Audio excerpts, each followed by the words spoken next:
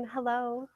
Um, I guess Donna's on her way here, so I'll go ahead and begin. And how many of you were at our last session? I see a few familiar faces. Great.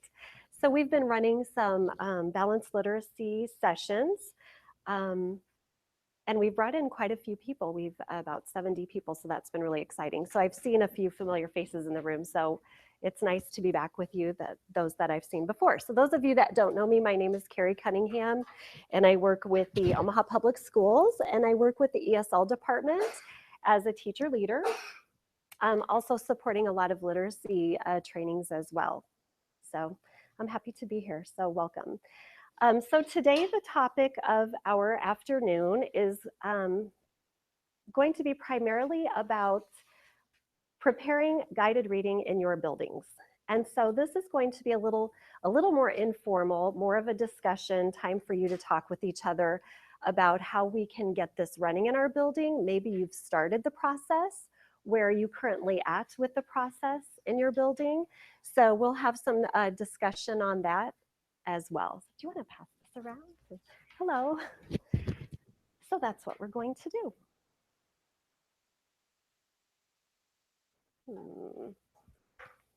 And just a moment here. It's not. While I get this to work, you have the slides too. I want to kind of look at the second down below. You'll see reflections. And I want you to think about right now, where is your building at with the scope and sequence of training? If you've sent teachers to our balanced literacy session and to our management session, or maybe you have teachers in your building that have background with balanced literacy and getting their room set up in order to begin guided reading with small group reading instruction. You may have teachers at various places, various backgrounds on this. Just think about where you are now. Where is your building at now? And is your staff implementing the gradual release? And how can you get them to strengthen this? What are your ideas right now? What are you thinking about? So I just want you to be thinking about those two questions. If you look at the bottom where it says reflections, and go ahead and just talk with the people around you about where you feel your building is right now. Where do you need to go? Are you like at a level 10, which is a high level? Are you kind of at a 1, 2? So just kind of talk about that for a few minutes.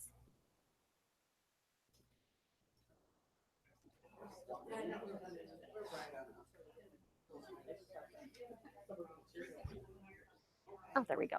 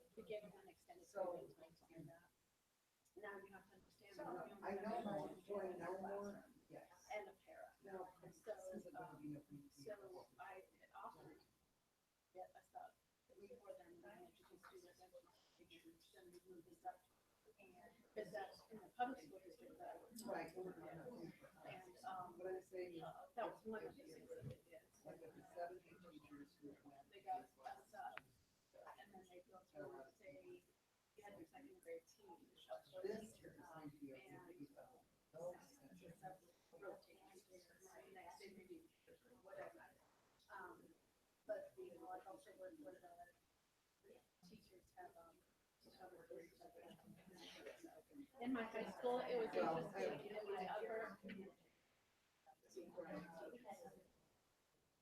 yeah.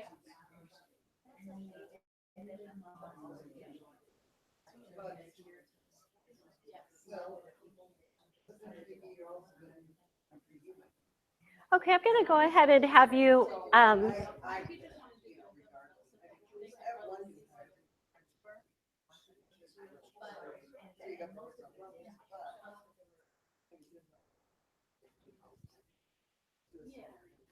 Okay, let's continue on. Lots of good discussion.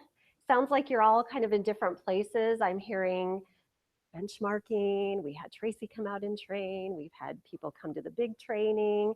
So it sounds like you're in all different spots, but it does sound like you all have interest, and that's why you're here. And you're trying to get this rolling in your building. So it's really exciting that you're all here and you have an interest in this. And usually, typically in the scope and sequence of getting a building going and getting training, is we really start with that foundation of really what is the gradual release of instruction. What does modeled instruction look like? What does it mean to move into shared instruction? Then we move into, do you know what comes after shared? Anyone? Modeled, shared, do you know what comes next? Anyone? Guided, I'll just tell you, guided. And then the final is independent.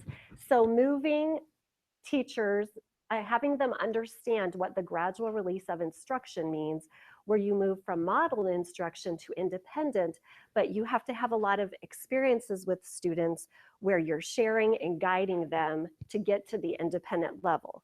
Because sometimes our students are not all able to just listen to directions and instruction and move to doing something independently. Now, we do have kids that can handle that just fine. They have lots of background, lots of exposures, and we're really fortunate that we have students that have that in the exposure in their homes. They come to school ready to go. But then we also have students with various backgrounds that can't really move from the modeled, a teacher modeling, to boom, I can do it independently. So really getting teachers to understand the gradual release, moving from modeled to shared to guided. A perfect example would be your kindergarten teachers in your building. The kindergarten teachers are usually at a really high level of understanding the gradual release because all day they're modeling and they're sharing and they're doing it together. And getting to kids to that independent level of doing something new can take a little longer. So primary teachers usually have a good understanding and get it pretty easy. Moving into the intermediate grades in middle school, it can kind of take more time with teachers to understand how that process looks. It's more than just standing up, giving the presentation and the directions, and then, okay, now you're going to do it. There has to be some support in between. How do we support our kids to get to that independent level? So understanding really what that means kind of goes back to the research of Doug Fisher is kind of I like his research on the gradual release of instruction. There's a lot of researchers out there that really firmly believe in moving from modeled to shared to guided instruction. That was our very first training that we did in, help me, was it October or November? Maybe it was November we did that, to get it all. And so if it's something that you didn't have a lot of teachers come to, or you would like the training materials, I know that Katie had the training materials to send out, so you can have those packets and information if you still need that. Then we also move into balanced literacy. So what does it mean to have teachers provide sound, good instruction, moving students through modeled, shared, guided in the areas of reading and writing? And so balanced literacy is all about those two big domains of reading and writing, how we can cohesively teach those together through the gradual release, moving from modeled, shared, guided to independent. How do we really get our students to become independent readers and writers at their grade level? That's really the ultimate goal. So that's where guided reading comes into place. Guided is a component of the gradual release of instruction when we look at reading. And guided reading occurs after the teachers model and do some shared instruction. Then they're letting go in guided reading lessons where the students are reading and the teacher is monitoring progress and checking in on strategy use. And so that's where guided reading really comes into play.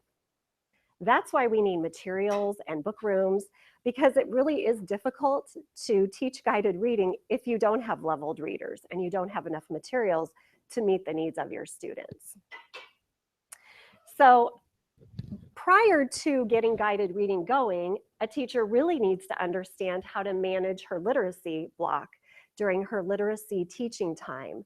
So when the teacher is teaching skills and strategies, maybe following the BASIL program that you're currently using, after teaching those strategies, how do we break out into differentiate our students into differentiating reading groups?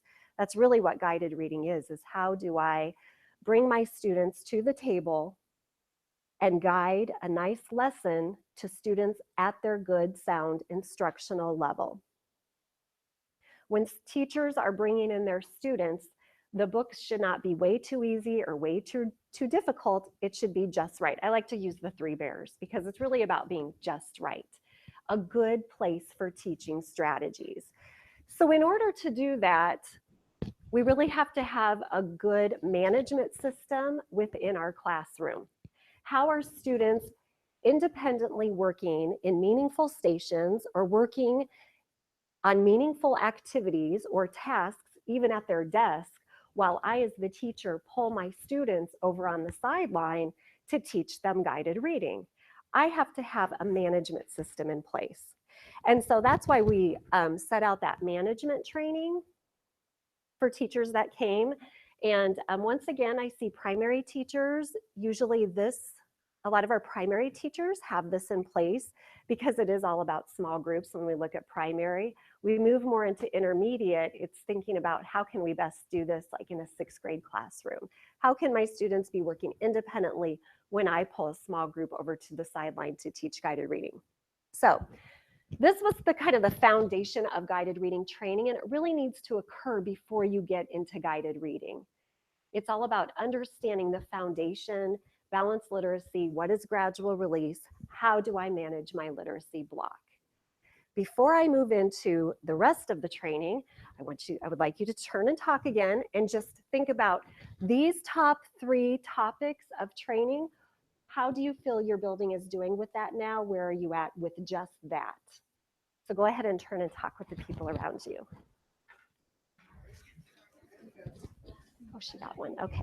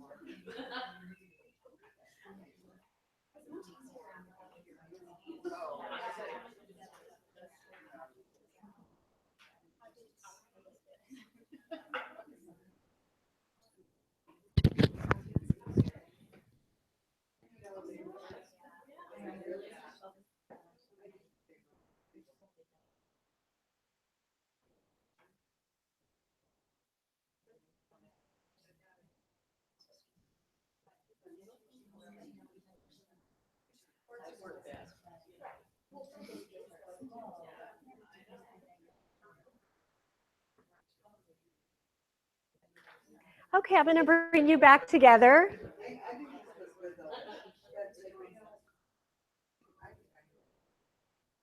Okay, let's continue on. So that leads us to the kind of the second part, the deep part, the meat of the training. So after this is kind of the foundation is set, we move into guided reading training.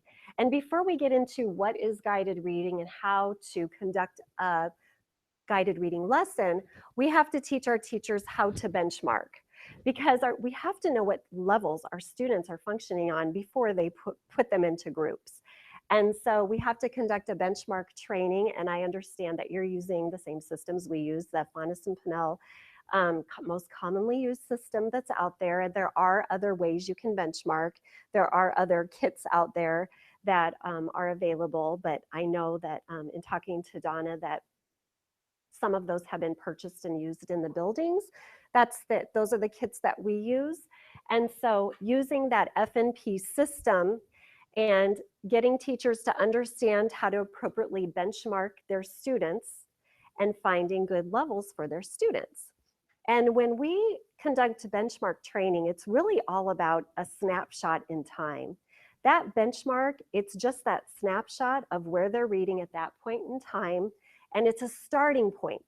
I like to call benchmarking a tip-off point, because sometimes that level that we benchmark kids, it's not the end-all be-all, this is their exact level. It's an idea of where I begin. So I use the benchmark system. I find my starting point level, and I have the levels for all of my students, and that helps me to know how to put my kids into groups. And it sounds to me in your conversations that you're at different places with benchmarking. Maybe some of your teachers have been trained and gone through some training and are actually benchmarking students. Even though I'm not really training you today on how to do all of these things, I can't do this without giving my little input on my feelings about it, but I really feel the highest level of benchmarking for your teachers is if the teacher is doing their own benchmarking. Because as a classroom teacher, they're my students. I'm with them every day. I observe their behaviors. They know me best.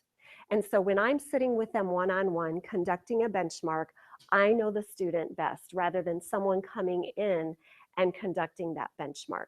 Now, I will say in the beginning, and even when some of our teachers are trained in the beginning, we might have somebody coming in and helping the teacher with the benchmarking or modeling, and they do it together and releasing the responsibility until the teacher does get comfortable. And that's a great way to do it if you have the resources. Please do. Hi. We actually did benchmarking teams. So we started in one building because we were sharing at the beginning. We were sharing our benchmarking kits. So we had teams that came in that felt comfortable with it, and then we'd sit down with another school and sat side by side. And then until they got comfortable doing 2 or 3, they would watch 1 or 2 of the team member that came in, and then they would do 2 or 3 with that team member until they felt comfortable, and they would move into it. Thank you. And so it's really all about getting comfortable with it, because it is a lot in the beginning if you've not done that before. Benchmarks have been around forever. They used to be called IRAs, informal reading inventories, like in the 80s and 90s. I don't know if any of you remember that term, but and now Fonis and Pinnell came along with Mari Clay's foundational work, her research, and now they created benchmark kits, and it's just really nice to have that starting level. And it's all about finding the instructional level for students. You don't want it to be way too easy or way too difficult. You want a good level. We can have a second grader reading at a 5th grade level, right? Or we could have a second grader reading at a low 1st grade level. So you have kids that might fall into all these ranges. So we have to think about how to best group our students and how to get them benchmarked. And so we have conducted some benchmark training. I know you have resources that you've brought in people to do that as well, but it is a huge, important piece of guided reading, because in order to understand how to benchmark, then you understand how to administer a running record. And the running record is the assessment piece that goes along with guided reading. And without running records, you really don't know how your students are doing in guided reading if you're not administering running records. And it is the piece, I will say, even in our, with teachers that I work with or in some of my schools, that sometimes that's tricky because you have to manage your time and think about how to get that in your lesson. So learning how to benchmark is really important because you learn the foundational skills of benchmarking and how to conduct running records. So then we move down after we've learned how to benchmark our students, and we benchmark and we place our students into groups. We start pulling our groups, and then what do I do with my group? That's where guided reading comes in. It's all about thinking about what my lesson plan sequence looks with my guided lesson. What does a good book introduction look like? All of my students have the same book, the same title. I have a group of 4 to 6 kids. They all have the same title, including me as the teacher. So I have to introduce the book to them and talk through the book with them, pointing out important language, important skills that I need to reteach to them from the book. Comprehension strategies are embedded. After my book introduction, we also talk about during the reading, we release the book to the students and they read the book to themselves at their own pace while I, as the teacher, monitor them. And then I bring them back together and we talk about the book. And we talk about things we learned from the book and things we noticed from the teacher perspective. So that's the meat of the training, really. We talk in training, we do a lot with this lesson plan sequence. It's more than just passing out a book and reading it together and boom, you're done, move to the next group. There's really a set scope and sequence of look-fors on what you do with your kids in guided reading. And it's also, I just have to say this, guys, see, I could move into guided reading because I get really excited about it, but guided reading, it's not just like taking your books and having the kids take turns reading the book. If I can shout out anything today before we get into guided reading and you're doing it in your schools, round robin reading is really, we refrain from doing that in guided reading. We want kids to be reading at their own pace independently in the group.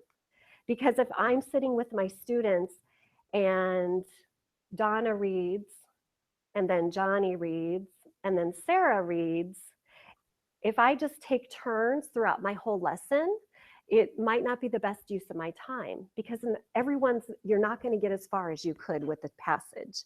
Because if I'm just waiting for the last student to read, it's going to take a while to get through. I'm not going to have time to talk about the book. And it happens, and I see it all the time still, where kids are taking turns in their group. So that's really not what we're doing in guided reading. So a takeaway today with that is getting teachers kind of away from that practice and getting kids to be reading at their own pace. Because we've already benchmarked them, this is a good level for them, so they should be able to read it and not have to take turns. I just had to squeeze that in. So, and then throughout guided reading, that's where running records take place.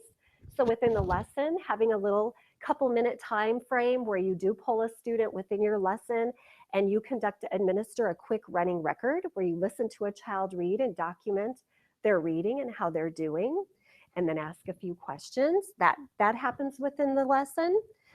And then when we really get deep into the training, we go as far as talking about goals at each level. And some of you maybe are familiar with the Continuum of Literacy. Are some of you familiar with this? Hand up if you know this book. Okay, some of you. The books that came with the old Faunus and Pinnell systems look different. They're blue and green. This is like the new revised one, but this is a great book because in the back of the book, there's each guided reading level.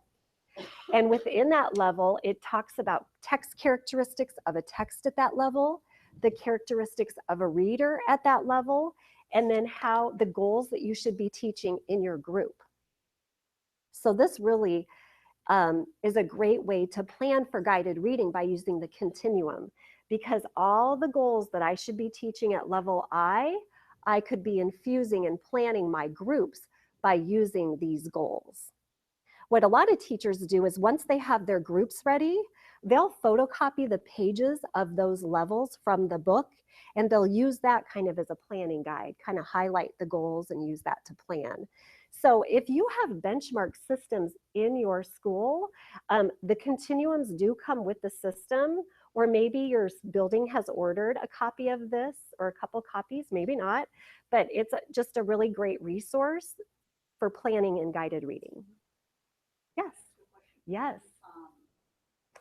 When you get all the little books, don't they come with a teacher's guide for each set of books? Some of them do. It depends on how you order the books.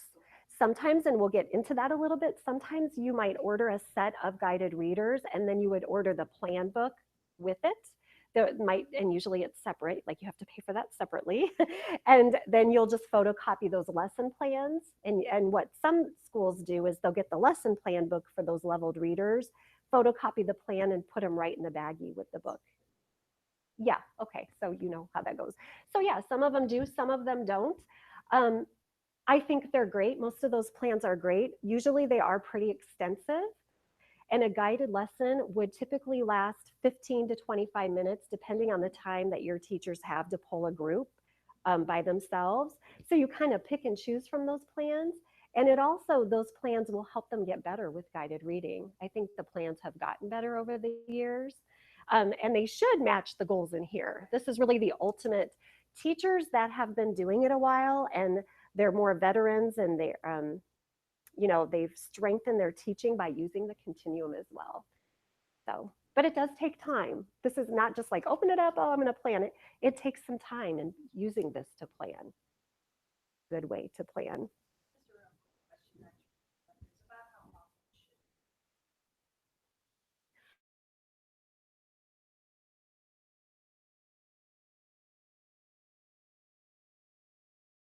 Every day.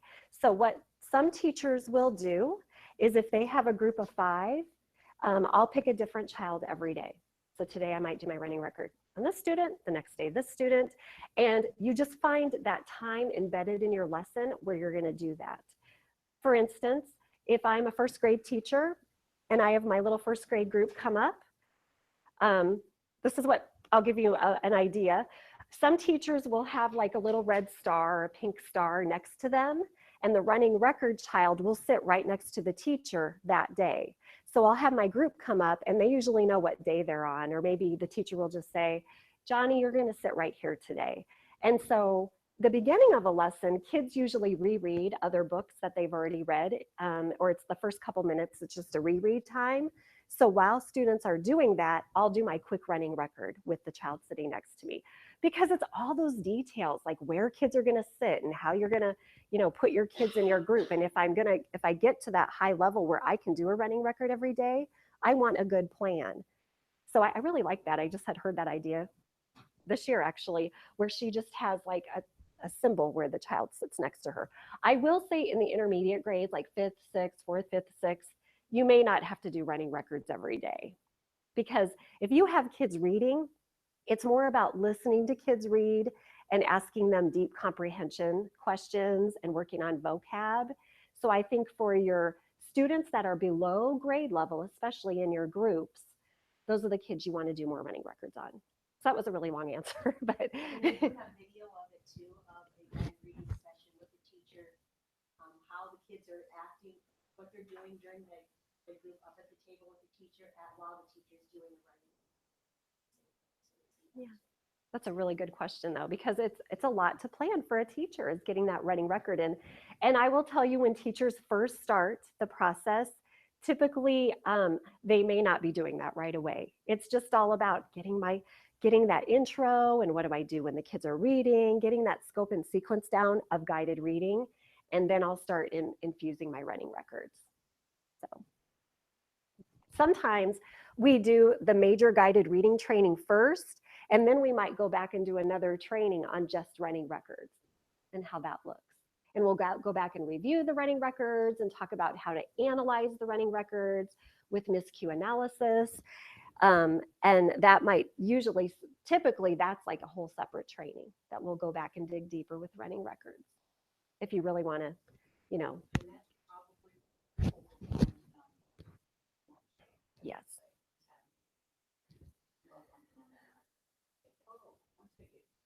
Yes.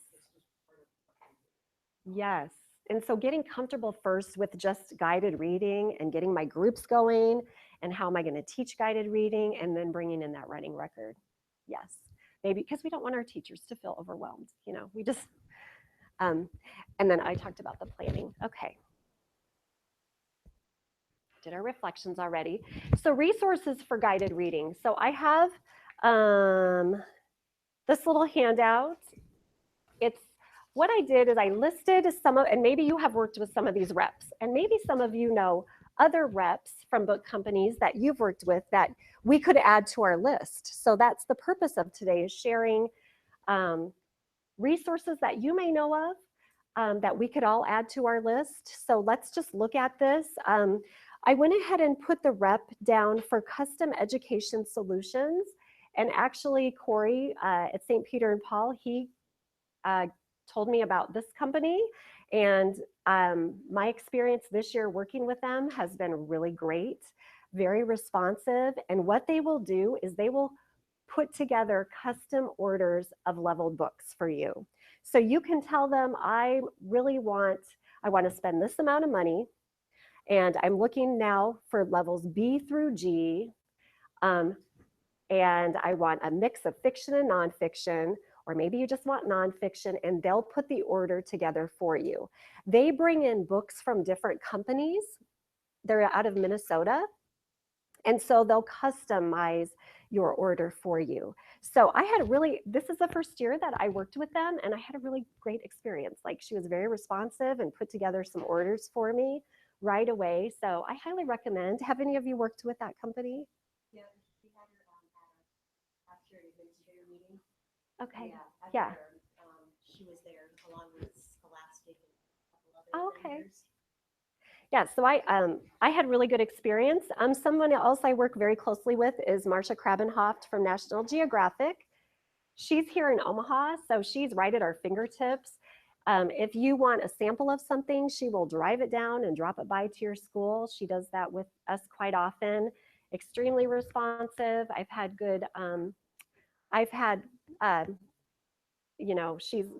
It's been a good relationship with her and the materials. A lot of the materials through National Geographic, it's also SunCage. Most of them are nonfiction text.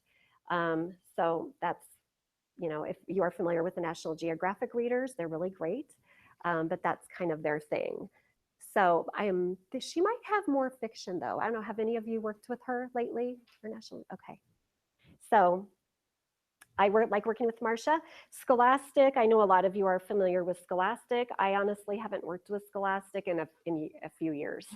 But I know they continue to add to their leveled reading selections. You can order an entire book room. I think a couple people have done that with leveled reading. I don't know. I know Michelle would probably customize an order for you. She's done take-home books with us before, where she's helped help us with our take-home book programs.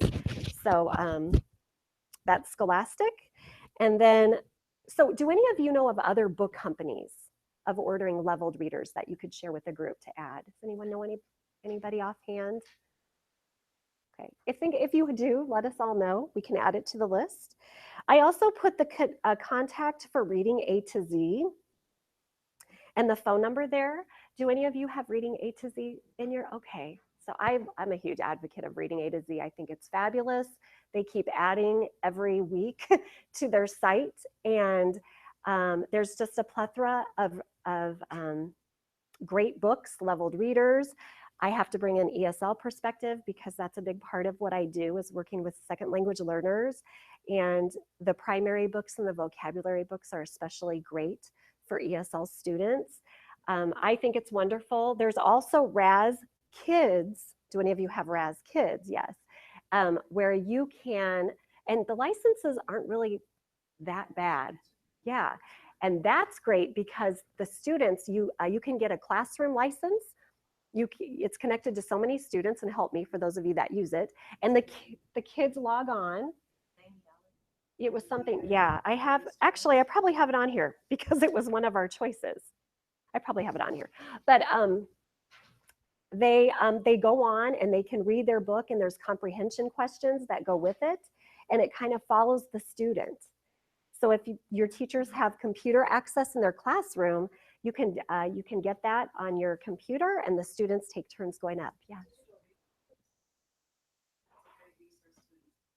ReadWorks is awesome. We were just on that this morning. I don't know that.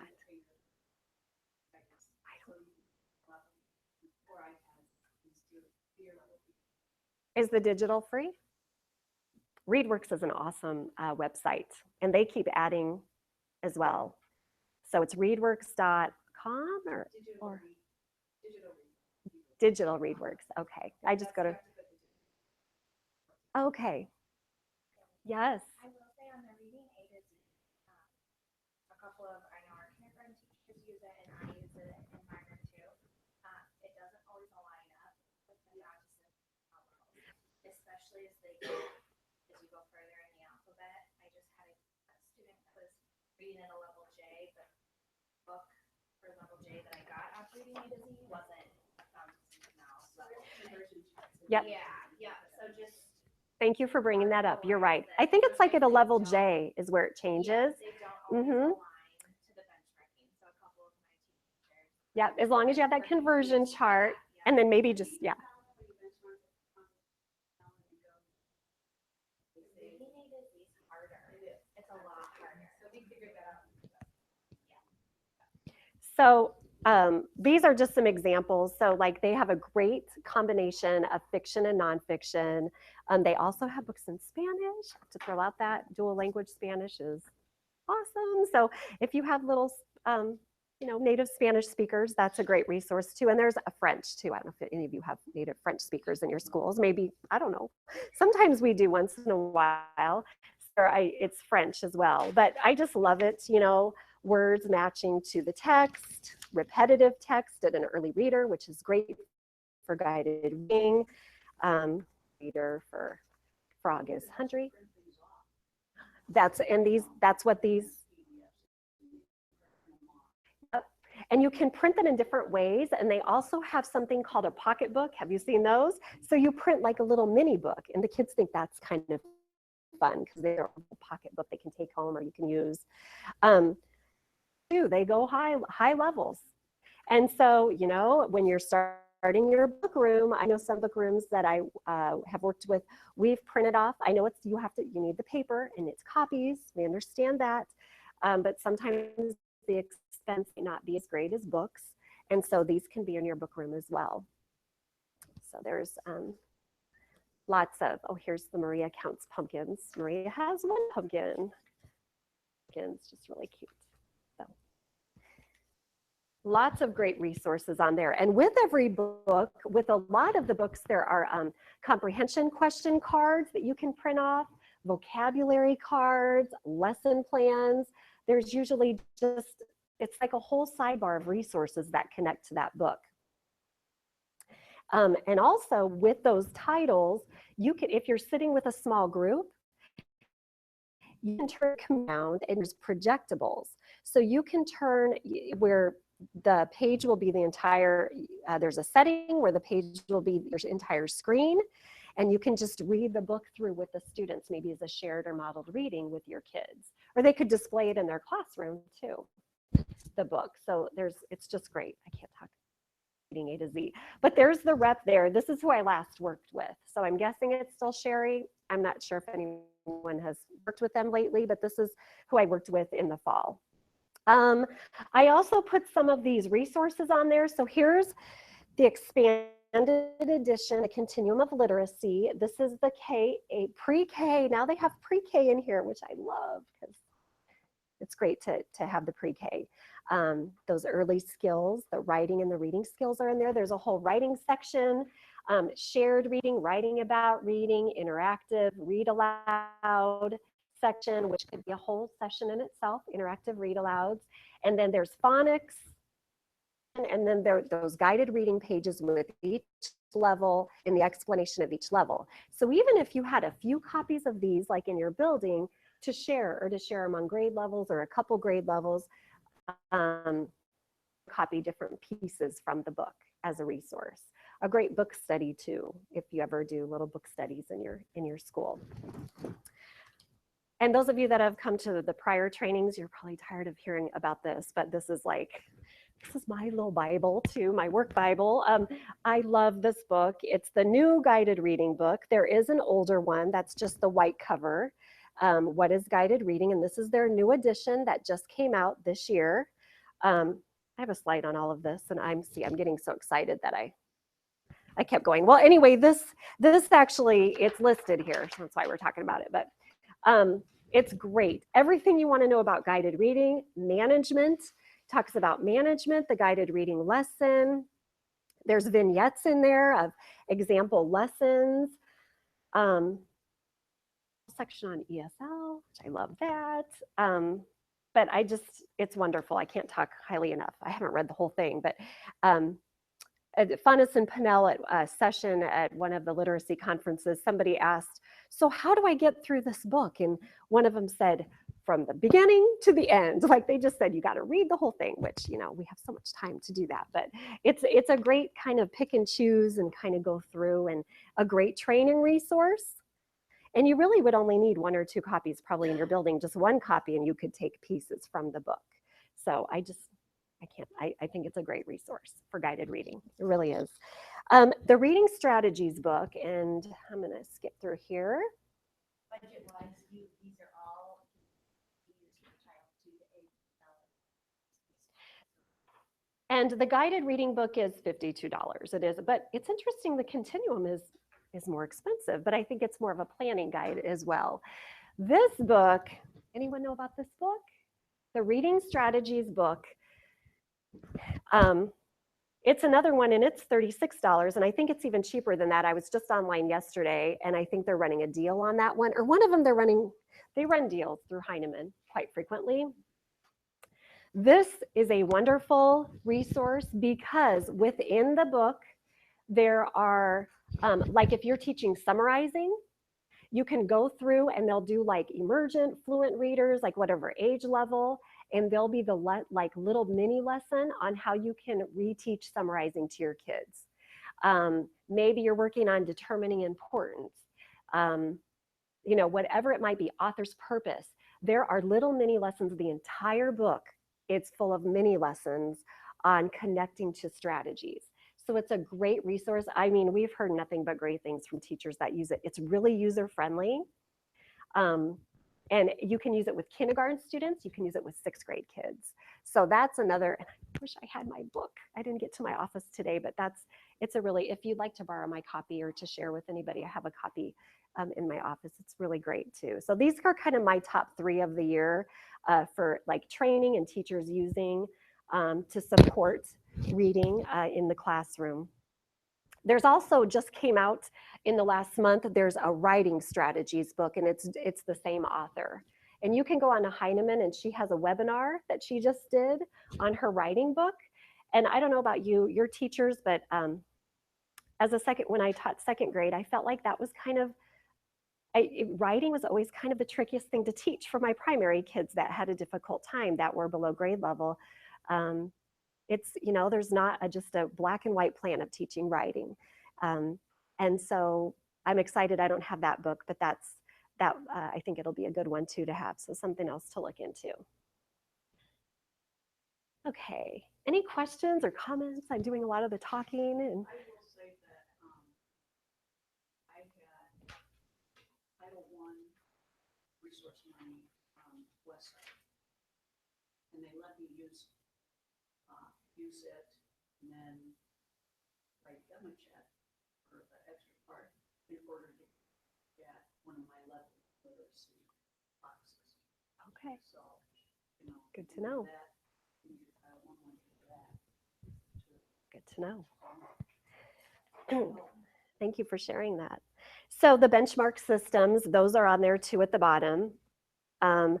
Those are on sale too. I know the System 1, or maybe System 2 is, because they're a little cheaper than what's on here. I just was on their website yesterday, and I know the Level 2, I think, the Level 1 is a little cheaper than that right now, than $425. But it is the whole system, and it can be shared. So, and then on the back side, I did just keep LLI on there. I know that might be coming down the pike. It is quite an expensive system, but it's really worth it because it does make a difference in students. As an intervention, your students that need a high intense intervention, we do see kids make great gains with it. And so if you want to talk further about LLI, maybe we'll save that to the end. I can talk, it's very exciting, and it's a great program. It's like intense guided reading with 3 students. I don't know if any of you are familiar with Reading Recovery.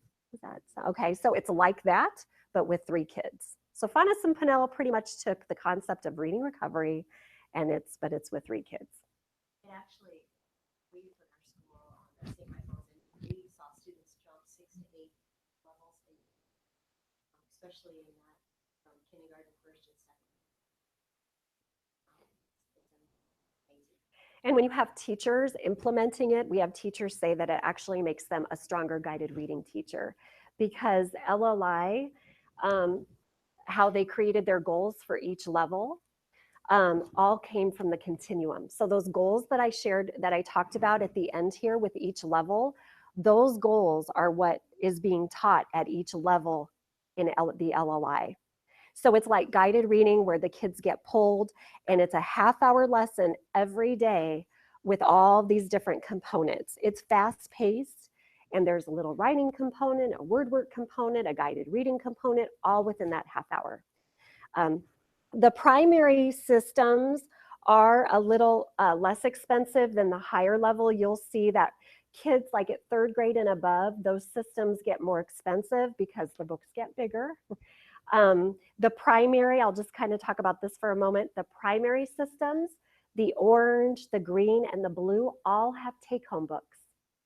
So every day, the kids in the intervention take a little black and white book home that they can keep, which is such an important part of enhancing literacy in our classrooms, is getting kids more books. If some of your kids that may not have books at home, a lot of them do.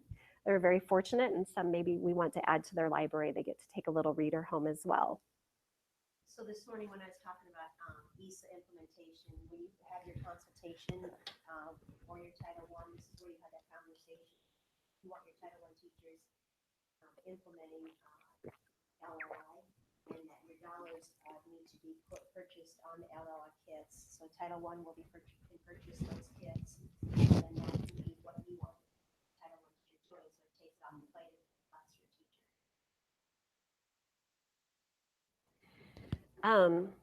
And then at the end, this is a resource from Scholastic that we found really valuable, especially for your 3rd, 4th, 5th, 6th grade teachers that they're thinking, how do I get started with guided reading? And sometimes for a 5th and 6th grade teacher, if this is a new concept, is having small groups and the differentiated instruction, these materials have been really great in helping our intermediate teachers get going with guided reading. If you look, they're called the short reads. Anyone familiar with these? Do you know? Do you guys have them? Okay. And so it's a kit, and it's the different levels, and it's like a 2-page spread. It looks like a magazine a little bit, but it's like hardback, or it's like, not hardback, cardstock laminated, thank you. So it's like 2-3 pages, and they're really exciting topics. The kids like the topics, a lot of science, social studies, real life topics, and there's a lesson plan. So it's a great resource for guided reading because they read through that text, and then there's a resource to help teachers teach the questioning and the comprehension with the books. So I especially think for your intermediate teachers getting started, as you see, they're pricey as well, but I think it is well worth it, especially for like your 4th, 5th, 6th grade readers when they are implementing guided reading. I have sets. I can always, if you're interested in seeing what they look like and you want to just see what the lesson looks like and what the actual copies look like, they're called nonfiction cards. I can easily grab a set and show you and bring one over, or get one to Donna if you're interested in seeing one before you actually order. I'm sure Michelle could do that as well, but I'd be happy to do it too. So I don't know if we want to, at a point, discuss down the road what areas you want to go in so that we can maybe do some bulk purchasing to help with save some dollars. So I can schedule a time with that later once you have time to talk with your staff and such. And then I'd be more than happy to contact the reps and say, I've got X amount of schools. What deal can you cover? These are just some photos of book rooms. These actually came from Holy Cross and St. Peter and Paul because they're getting book rooms started. It looks like this might be the Scholastic. Do you know who they is? This it? Okay. And so And here, I think these kind of look like it. That kind of looks like LLI boxes in there. They might be keeping their LLI boxes in there as well. So it's sometimes nice to find a company that will provide the boxes and the bags and everything included, because how many of you have started putting book rooms together or have book rooms? Okay, almost all of you. So you know that it takes some time and effort and energy, and it's ongoing putting a book room together. So we should have had you all bring pictures of your book rooms. That would have been a good thing. So here's another example. They color coded the levels. So they have like color coded boxes for red, or for E, and then F they have yellow.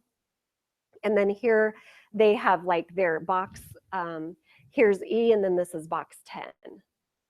Then their checkout system may just be where they sign out, where they took it.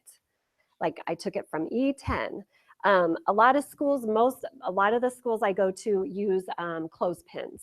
So they'll just buy a whole thing of clothespins and they'll just clip it on the box and they'll put the teacher's name, and then they take out the books that they want from the box. So you go in the book room and then there's like clothespins on boxes with the teacher's names.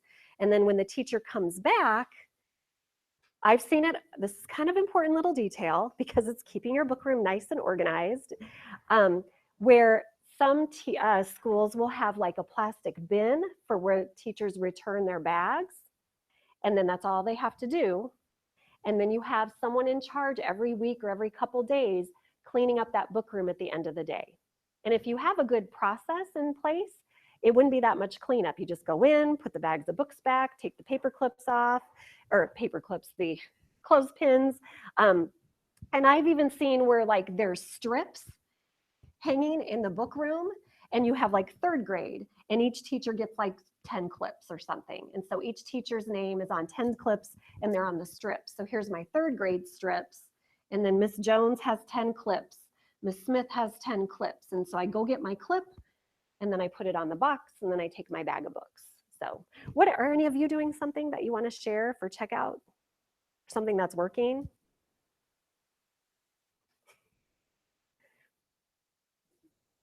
And okay, how do you do that? So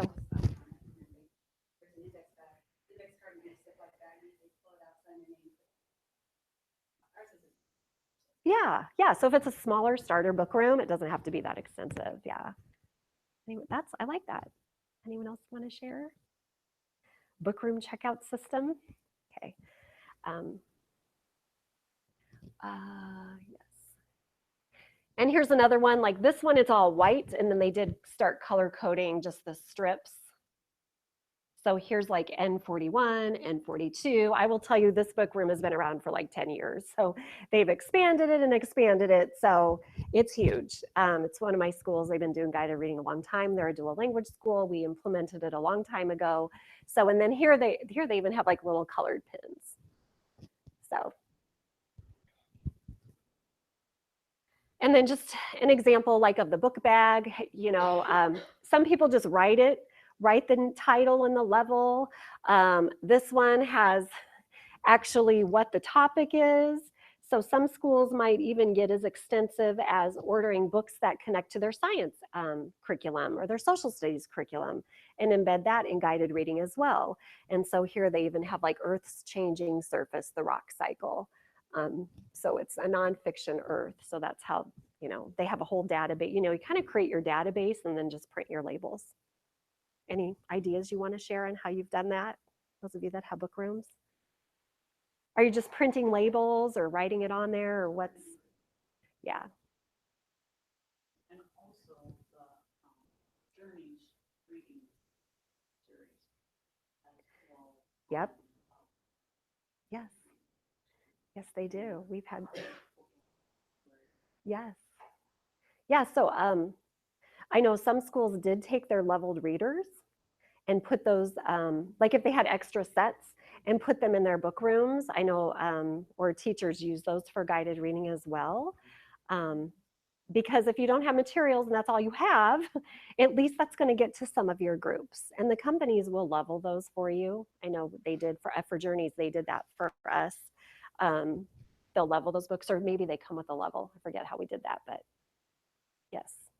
And then here, like, so Castelar, this is a school that I support. And they just have like kind of a poster in their book room that kind of talks about their book room and what will you find, the kinds of things, clothespins for checking out, readers theater, ideas for grouping. So what they did is what some people do is they kind of make their book room the place for all the resources you can get for guided reading. So that's where I might get my professional development books. That's where I might get my running record forms or lesson plan templates for planning guided reading, and having kind of an area for all of that as well. So it's first finding a good space, right, in your school. And then how can you make that space really engaging and inviting to enhance guided reading instruction? So bye. And then just here's some more book bags of different books. So in here they have actually there's a lesson plan, and then there's actually a running record form. Some of them have the running record forms too. Reading record, because a reading record is where the words are there. A running record is where you take a running record and the words are not there. So that's a reading record because the words are there for you. There's the resources. Okay. So thinking in terms of, and perhaps you have this in place already in your building, if you're lucky to have a literacy facilitator, like your building's very lucky, or having a resource support person or a really strong teacher in the area of literacy, maybe that could be the team leader. So if you're getting this going or you're trying to refresh your staff with guided reading, maybe having a team that can kind of lead this initiative within your building. It might be only 3 people, it might be 6 people, however you decide you want to do that. But it's nice to have a leader, because all of you as administrators, you have a lot going on. Literacy is huge, but it's not all you do. You're in charge of everything going on in your building, so it's kind of nice to delegate having a strong team in place. And so perhaps that team could meet periodically to assist in implementing a plan for balanced literacy and guided reading, or just they meet every so often to discuss book room or how it's going in our classrooms, ideas for getting teachers to share about guided reading, those types of things. The team might assist, okay, with the book room materials, we talked about that, and organizing data. So you want to collect data. So you have your beginning of the year data, or whenever you start benchmarking, you have the data for all your students. So how are we going to keep the data going? So that might be something that team might do for you, is how can we make sure we're collecting data in our building and making teachers accountable, really allowing for accountability as well. And so then after the training occurs, kind of the aftermath, we don't want a training to be a one-stop shop where they come to the big training with 70 people and then our teachers go back to their buildings. How do we keep it going? That's how that building literacy team can help keep it going. Once again, you have a lot on your plate as an administrator. So how do I ensure that my teachers continue it on? Because we all go to trainings and we walk away with a couple ideas and we get excited, but then it's easy to fall back into our routines. So how can I take that learning and embed it in my classroom and keep it going? Yes. So what we're going to do is the dates we gave you for 3 sessions we gave you this morning, the date you'll have that training, and then we'll also give you the next steps for administrators when you walk into your building. Follow up with that training so you know what needs to be done before the next training starts, and what things you can check for in the classrooms, what coaching philosophy is before the next training starts. So having, I think, the coaching visits or popping in and seeing how your teachers are doing with it and just allowing them to try it out and having it be kind of a comfortable visit as they get started with it. And really, we have a lot of look for kind of sheets that we give coaches and lit facilitators and administrators on the look fors in guided reading. What should I be looking for as I'm watching? Having teachers watch each other, that's extremely powerful. If you have someone that's doing a really great job, even if it's 2nd grade and you have a 6th grade teacher, I know it's not the same, but sometimes having different grades observe each other and how they're doing it, you can take something with you. Now, 6th grade visiting kindergarten, I don't know if I would do that, but I think peer coaching, there's a lot to be said about that. Sometimes we even send teachers to other buildings, especially brand new teachers that they're just learning. If there's someone at St. Stephen's or St. Vincent de Paul or Holy Cross that's doing a great job, I might call that principal up. Can I send so-and-so over to watch guided reading? Sometimes we'll do that. We'll send teachers even to other schools. I don't know what your protocol is for that, but that's really powerful. Videotaping your teachers. Videotaping our own teachers, it's the best way because then it really hits home. It's not like I'm watching a commercialized video. Well, this is not like my school. These are not the kids that I have in my school. It's really powerful to, and usually teachers that are pretty good with it will be okay with it, or you kind of have to talk them into it. But Again, on the Catholic school site, there's under your resource section, there are videos that are Holy House. Two other schools that we video that within the University of Schools that we actually video and upload it so you can see what they're doing at the guide reading table and what the other students.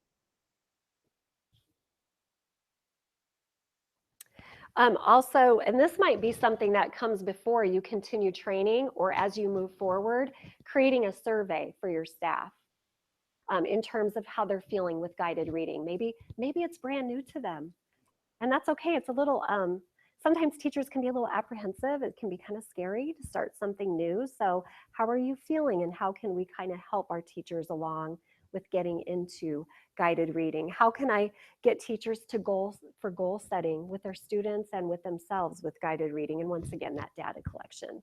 The data is what's going to drive, is this working for our kids? Is it really strengthening where they're at? You've got, we have to have data. So. And we shared those data binders last year. So that's where we put all the data so that it truly can show the growth. In here in the back, there's a kind of a couple pages on professional development within your building with guided reading. And then there are some rubrics. We looked at one of these a little bit in the last training. I think I had everyone look at the first couple on management, but this may help you. These rubrics could help you plan a survey. I could even scan these pages and send them to you. Would that be helpful? I'll get if I can work out the scanner and how to send, but there's a way to do it. So I'll do it. And so I could scan the rubric and send it to Donna, and she can send it out because that would help with creating that survey for your staff. So, and we did just upload the first 20 days of guided Mhm. reading. So you have all of that as a resource. And that's managing Daily 5 is what that plan was about. So it's really walking teachers through how to create anchor charts and get the management going. While you're, the thought is getting your kids benchmarked in those first 20 days while you're getting management in place. And it all came from from the Daily 5 book. And then we had teams of teachers that created those plans. And use. And if you have teachers that feel really good about it and they've been doing it a while, they don't need 20 days. Usually they're ready to go and they want to get their kids benchmarked and start going with it. And so that's great too. And starting out, the goal is to benchmark 3 times a year, but starting out, if you benchmark at the beginning of the year,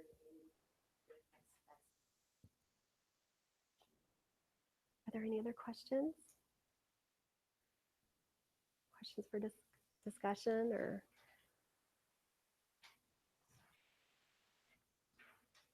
That's what I have today. But it's a pleasure seeing all of you and meeting all of you. And I just wish you the best of luck in this.